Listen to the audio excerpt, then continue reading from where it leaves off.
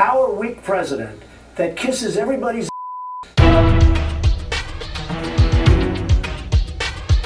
Obama will go down as perhaps the worst president in the history of the United States! Exclamation point at real Donald Trump. Well, at real Donald Trump, at least I will go down as a president. If you are going to be the president of the United States, you have to be born in this country. No one is prouder to put this birth certificate matter to rest than the Donald.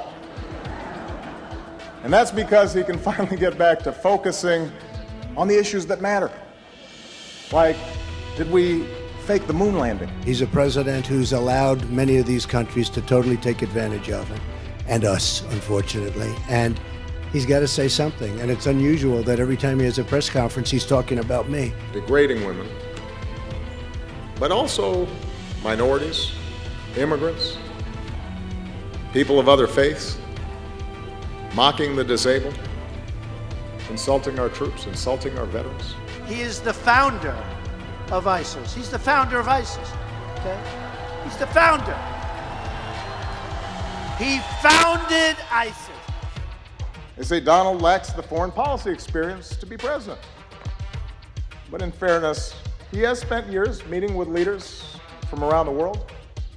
Miss Sweden, Miss Argentina, Miss Azerbaijan. I call President Obama and Hillary Clinton the founders of ISIS. They're the founders. I mean, he missed that whole civics lesson about slavery and Jim Crow, and we will educate him. He's been a terrible president. Everything he does is wrong. The Iran deal is wrong. Obamacare is wrong. The military is wrong. We can't do anything right. We're like the gang that couldn't shoot straight. Say what you will about Mr. Trump. He certainly would bring some change to the White House. The missiles fired last night at us and our allies were paid for with the funds made available by the last administration. He's insecure enough that he pumps himself up by putting other people down.